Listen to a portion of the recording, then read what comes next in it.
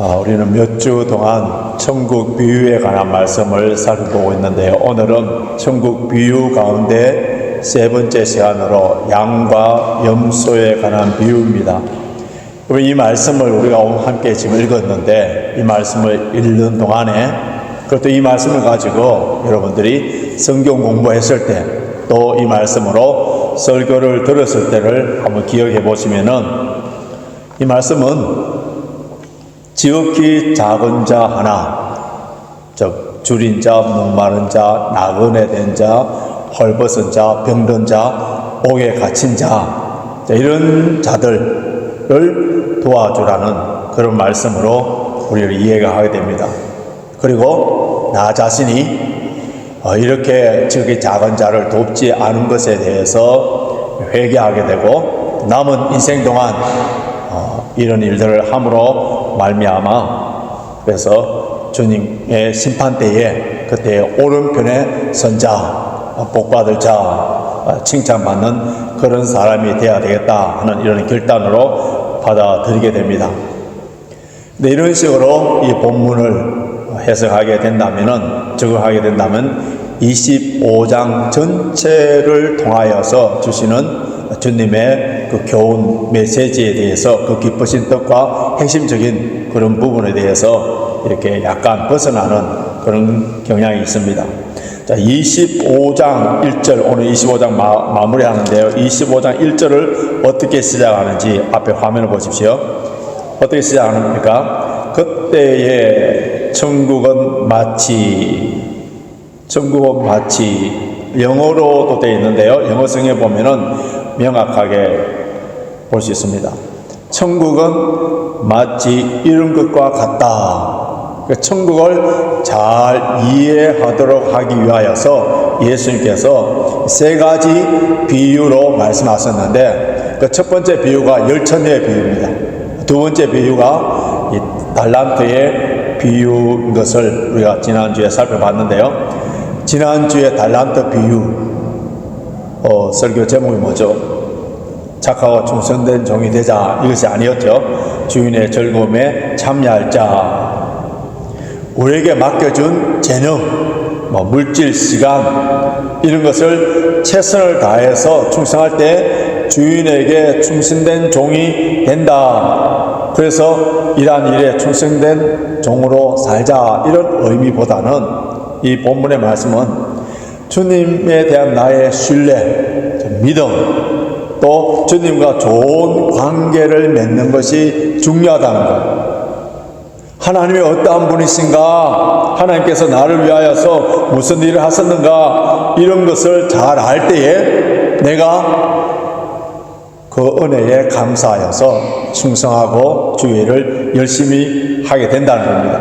그럴 때에 주님의 평강이, 주님의 통치가 우리 마음속에 이루어져서 천국의 기쁨을 누리는데, 그런데 지난주에 살펴본 것처럼 한 달란트 받은 종이 무엇이 문제였습니까? 그래서 주인에 대한 오해, 주인에 대한 불신입니다. 주인을 믿지 못하는 것, 주인과의 신뢰의 관계, 좋은 관계가 아니기 때문에 어떻게 하느냐면은 자기가 옳다고 생각하는, 자기가 맞다고 생각하는 일들을 처리해버립니다. 그래서 한 달란트 바들을 땅에 묻어두고 주인에게 갖다 주는 것. 이것이 바로 주인에 대한 경외심이 없고 주인에 대한 통치함이 없기 때문에 이미 이 사람은 그 마음속에 지옥을, 고통 속에 살고 있는 거예요.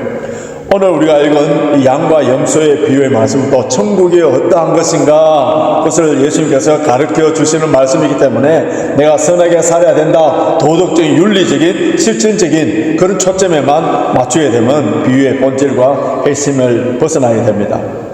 여러분, 성경을 혼자서 읽고 묵상하고 그 말씀을 내 삶에 적용하기 위해서 큐티식으로 그렇게 읽을 때나, 또는 우리 목사님들이 이 말씀을 설교하기 위해서 주의하고 또 해석하고 분석하고 연구하기 위해서 읽을 때에도 본문을 이해하기 위해서는 크게 두 가지 안경을 끼고 성경을 봐야 되는데, 앞에 화면을 보시면은 첫 번째는 서술형입니다.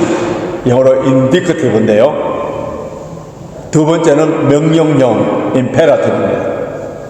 자, 서술형 인디커티브는 성경 어느 본문을 보든지, 즉 성경에 나오는 수많은 족보, 사람들의 이름만 쭉 나열되어 있든지, 아니면은 성경 건축을 위해서 수많은 예물을 드리는 그런 구절을 본다 하더라도 그 본문에서 하나님은 어떠한 분이신가, 하나님께서 무슨 일을 하셨는가, 이것을 먼저 찾아야 돼요. 즉 하나님의 성품과 하나님의 하신 사역이 무엇인지를 발견하기 위해서는 어떻게 해야 된다고요? 여러 번 성경을 읽어요. 두 번째는 명령형인데 임페라티브인데요, 그 말씀을 깊게 보시면은 우리에게 주신 명령, 사명이 있는 겁니다.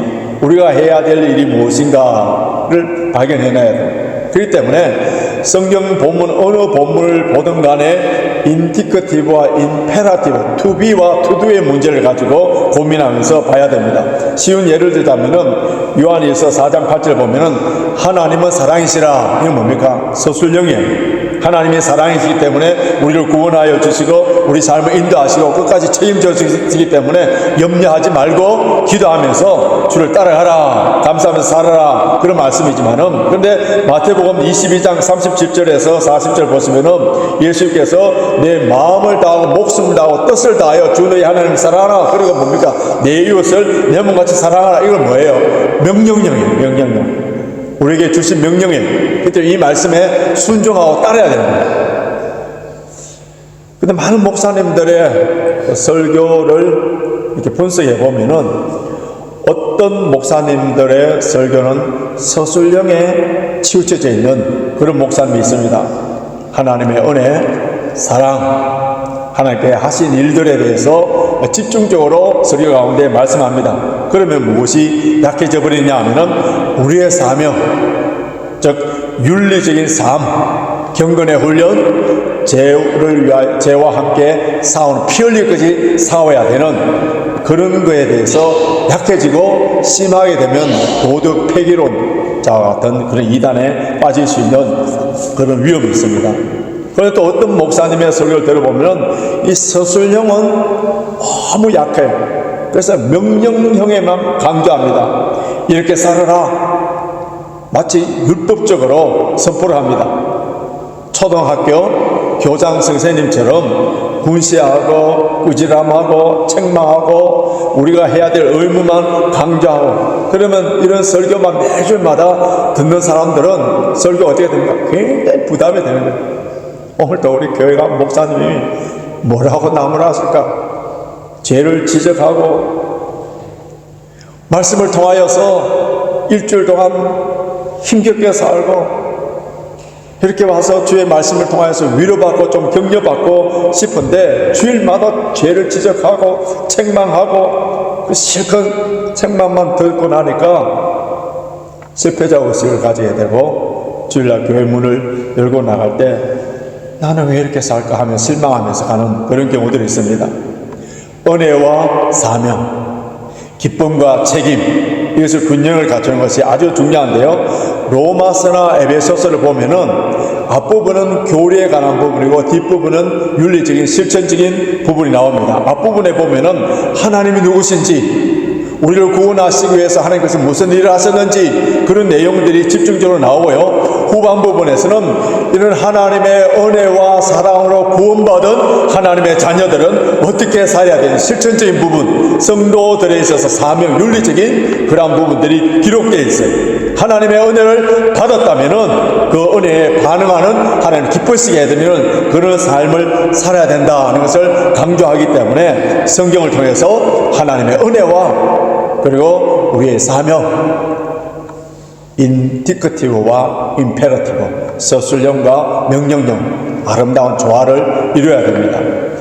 오늘 우리가 읽은 이 본문 말씀만 딱 떼어놓아서 이렇게 설교한다면은 마치 명령형 임페라티브만 볼 수가 있는데 우리가 행해야 될 윤리적인 삶, 실천적인 삶만 강조하는 것처럼 보입니다. 그런데 해석에 있어서 가장 중요한 것은 전체적인 문맥입니다.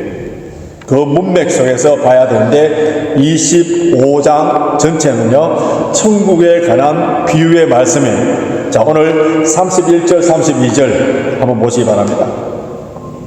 31절, 32절 어떻게 시작하느냐 하면은 같이 읽겠습니다. 시작. 인자가 자기 영광으로 모든 천사와 함께 올 때에 자기 영광의 보좌에 앉으리니 모든 민족을 그 앞에 모으고 각각 분별하기를 목자가 양과 염소를 분별하는 같이 하여. 천국은 목자가 양과 염소를 분별하는 것과 같다 했습니다. 왜 목자가 양과 염소를 분별하죠? 이것을 잘 이해하기 위해서는 그 당시에 이스라엘의 풍습을 이해해야 되는데요. 한 목자가 양을 따로 염소를 따로 이렇게 칠 수가 없기 때문에 함께 섞어서 진 경제적인 그런 이유도 있겠습니다만 또 목축의 지혜와도 연결됩니다. 양들은 양들보다는 염소는 좀 참을성이 없어요. 그래서 들판에서 풀을 뜯어 먹다가 좀 풀이 없으면은 풀 많은 곳으로 옮깁니다. 그런데 양들은 미련하여서 풀이 없는데도 그 자리에 앉아서 계속 뜯어 먹으려고 하는 거예요. 그래서 이 염소들이 움직일 때에 그때 양들이 함께 따라가기 때문에 그래서 양과 염소를 함께 치고요. 근데 밤이 되면은 양들은 털이 많아요. 그 팔레스타인의 기온이 밤이 되면 뚝 떨어지는데 그래서 양들은 밤에 잘 견디는데 염소들은 추위를 못 견딥니다.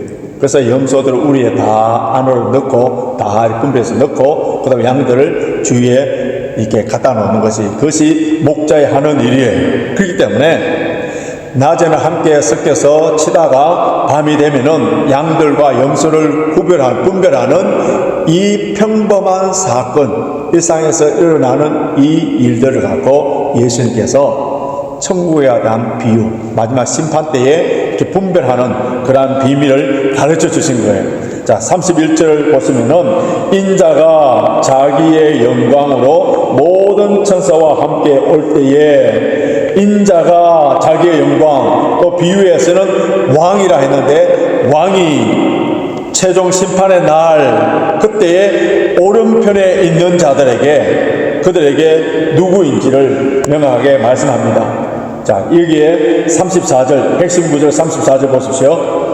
34절 같이 있습니다. 시작. 그때에 임금이 그 오른편에 있는 자들에게 이르시되 내 아버지께 복받을 자들이여 나와 창세로부터 너희를 위하여 예비된 나라를 상속하라. 내 아버지께 복받을 자들이여. 아주 중요한 말씀이 있는데요. 창세로부터 너희를 위하여 예비된 나라를 받으라. 여러분 여기 복받을 자 이 시제는 완료 분사입니다. 완료 분사라는 것은 이 축복이 과거에도 그리고 현재에도 지속되고 현재와 내세에도 초월된 축복의 영속성을 보여주는데 이 오른편에 있는 사람들은 그들의 행함과 선행과는 이전에 뭐 했다고요? 하나님의 백성으로서 이미 선택되고 예정된 사람들이라는 거예요. 왕이 이들을 향하여서 뭐라고 칭찬합니까? 그것이 35절 36절인데요 보십시오. 35절 36절 보시면은 내가 줄일 때에 너희가 먹을 것을 주었고 목마를 때에 마시게 하였고 나그네 되었을 때에 영접하였고 벗었을 때에 옷을 입혔고 병들었을 때에 돌아보았고 옥에 갇혔을 때에 와서 보았느니라. 그러니까 오른편에 있는 사람들이 대답을 합니다. 근데 이 오른편에 있는 사람들을 뭐라고 칭하느냐 하면 37절 보십시오. 이에 어인들이 누구예요? 이미 구원받은 하나님의 자녀들이 그들이 뭐라고 하냐면 우리가 어느 때에 이런 일을 했습니까? 그들은 주님께 이런 일을 한 적이 없다는 거예요. 그런데 주님께서는 뭐라냐면 내 형제 중에 지극히 작은 자 하나에게 한 것이 곧 내게 한 것이다 이렇게 말씀합니다. 여기서 어인들이 한 선행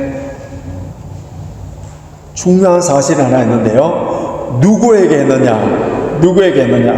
자, 40절 보십시오. 40절 같이 있습니다. 시작. 임금이 대답하여 가라사대 내가 진실로 너희에게 이르노니 너희가 여기 내 형제 중에 지극히 작은 자 하나에게 한 것이 곧 내게 한 것이니라 하시고, 그 대상은 내 형제 중에 지극히 작은 자 하나. 이것은요, 이 말씀은 휴머니스트들이 만인 동포주의나 아니면은 인류애 또 감상주의적 동정이나 자선을 말하는 게 아니에요.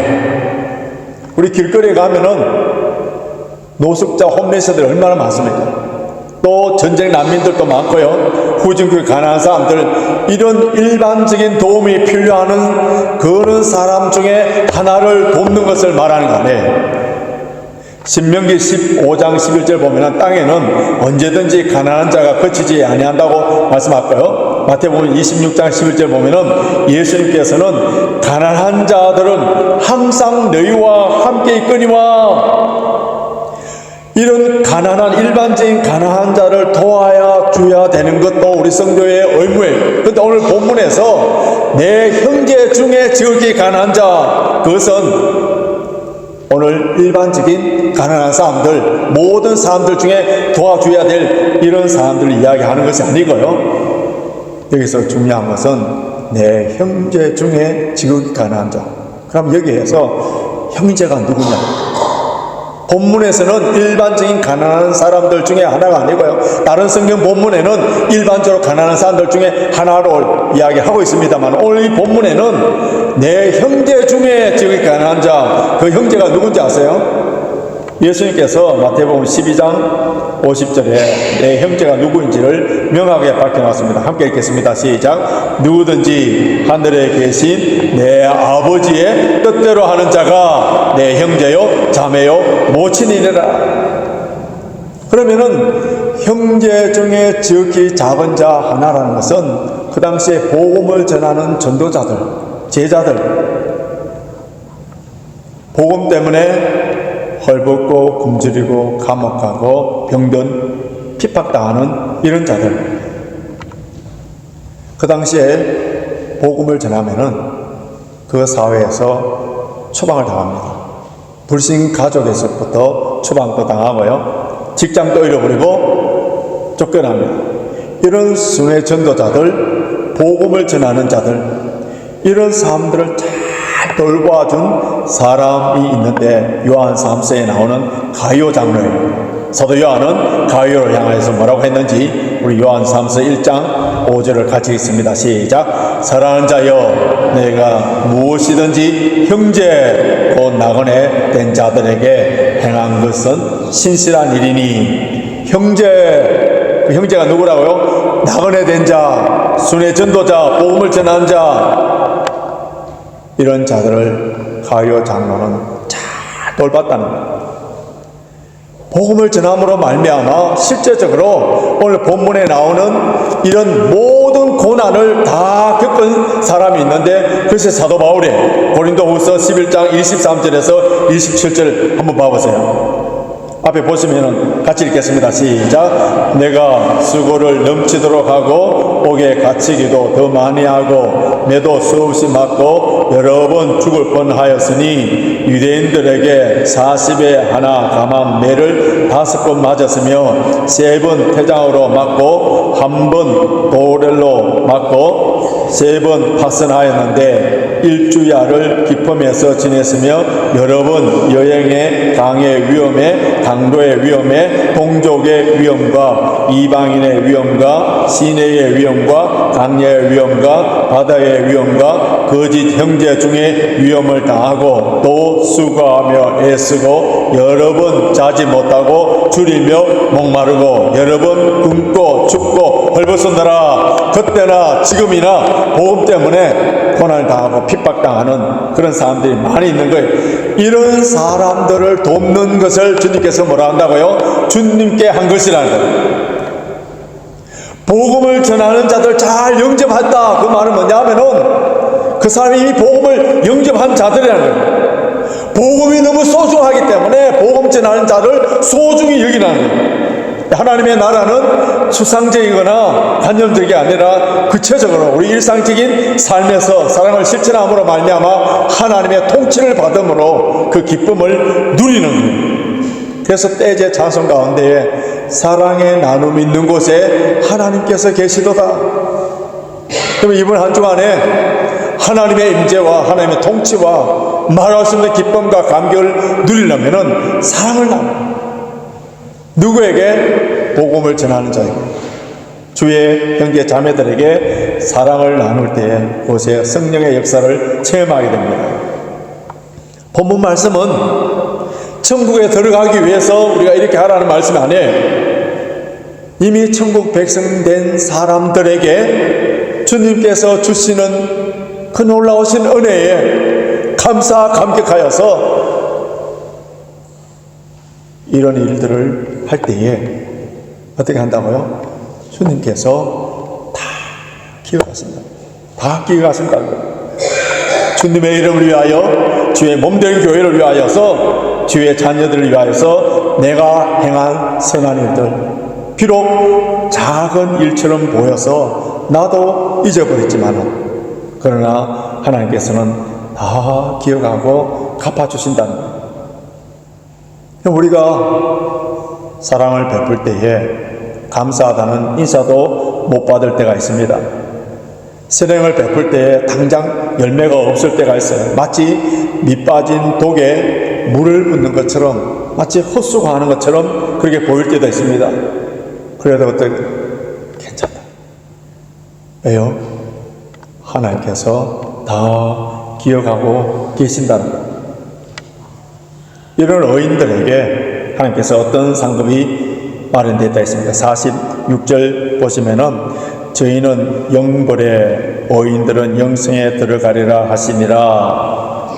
여기 영생은요 그냥 죽지 못해서 오랫동안 영명하는 그런 삶이 아니라 가장 행복한 삶, 기쁨의 삶, 감사의 삶, 이 세상에서 누리도록 주님께서 통치하고 다스려 준다는 것.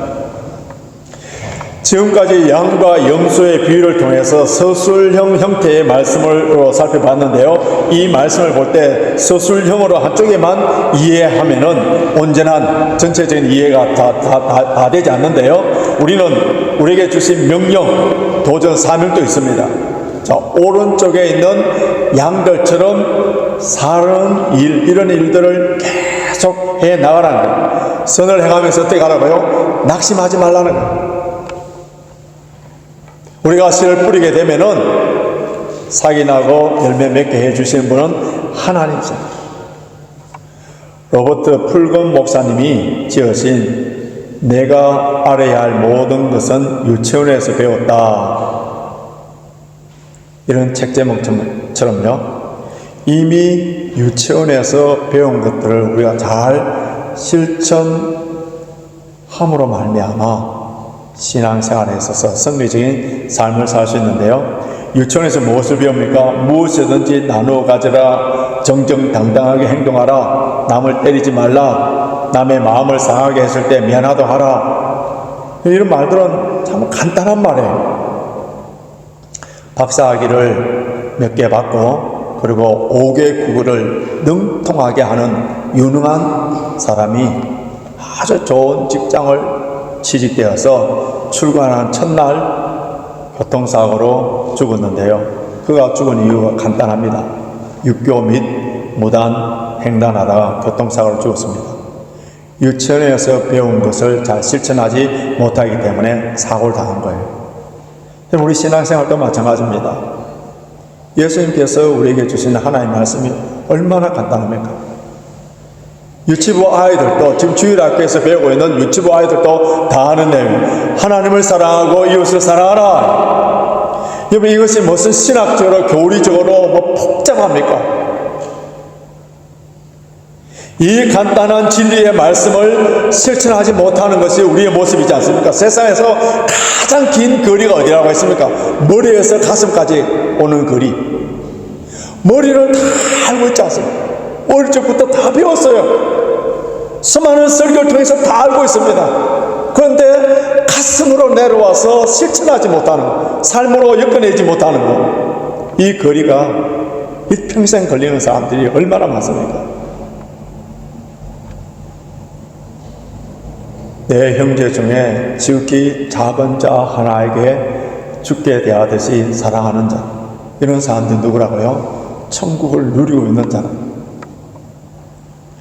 우리는 다른 사람들에게 많은 사랑을 받고 많은 것을 섬김을 받고 많은 대접을 받기를 원하는 그런 쪽에 초점이 맞춰진 기도들이 얼마나 많습니까? 그런데 우리가 성숙하고 주님의 은혜를 받은 자로서의, 그 주님의 이미 사랑을 받은 자로서의 나올 수 있는 기도가 뭐라고요? 나도 섬기고 사랑하고 베풀 수 있는 자가 되게 해달라고, 이런 기도를 해야 됩니다. 그럼 세상에서 누가 가장 행복합니까?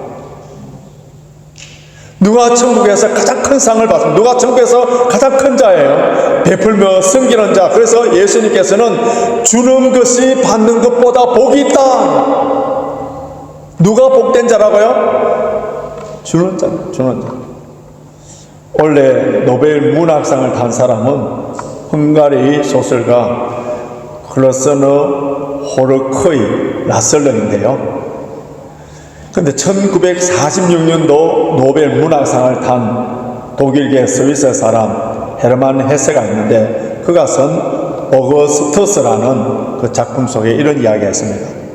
어느 젊은 부부가 아기를 가지려고 그렇게 노력했는데 아기를 가지지 못한 거예요. 근데 그 남편이 죽어버립니다.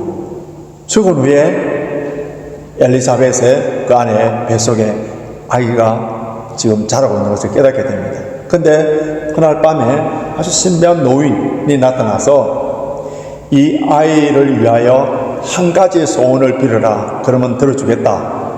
그러니까 이 산모인 엘리사벳은 이제 파들레스, 아버지 없는 이 아이 가난한 집에서 여러 가지 복을 받아야 되는데, 그래서 한 가지만 구하라 했기 때문에 고민하고 생각하다가 한 가지를 요구했는데 뭐라고 했느냐 하면은,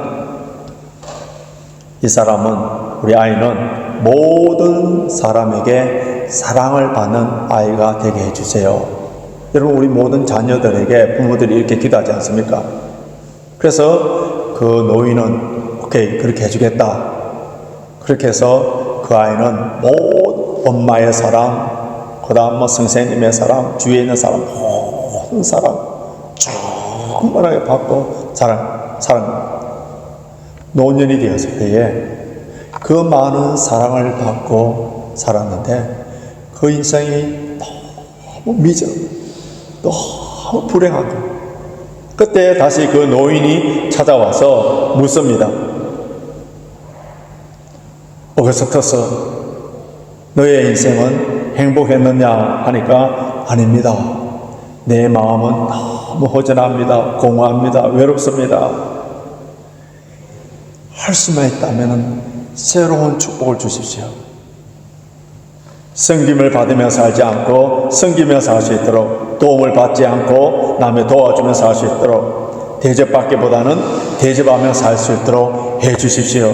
여러분, 이 소설에서 전하고자 하는 교훈이 뭐예요? 사랑과 축복만 받기를 바라고 남에게 베풀지 않는 사람은 어떻다고요? 가장 불행한 사람이에요. 이런 사람의 상태를 심리학에서는 도리안 그레이 신드롬이라는데, 자기밖에 모르는 이기적인 미성숙한 이런 사람들, 그 마음에는 천국이 임하지 않는다. 사랑만 받기를 원하는 사람들의 마음에는 타락한 영혼이라는 거예요. 우리가 축복의 통로가 돼야 되지, 우리의 축복이 와서 여기서 멈추게 되는 순간에 타락과 부패. 그럼 다른 사람을 섬기고 사랑한다는 것은 그는 성숙한 인격이고 예수 그리스도의 성품을 닮은 사람이고 이 세상에서 천국의 기쁨을 누리는 사람이에요. 갈라디아서 6장 10절 보십시오. 갈라디아서 6장 10절 같이 읽습니다. 시작. 기회 있는 대로 모든 이에게 착한 일을 하되 더욱 믿음의 가정들에게 할지니라. 여러분, 이번 주간에도 내 형제 중에 지극히 작은 자 하나, 복음을 위하여서 애쓰는 사람, 믿는 형제들 자매들, 주를 위하여서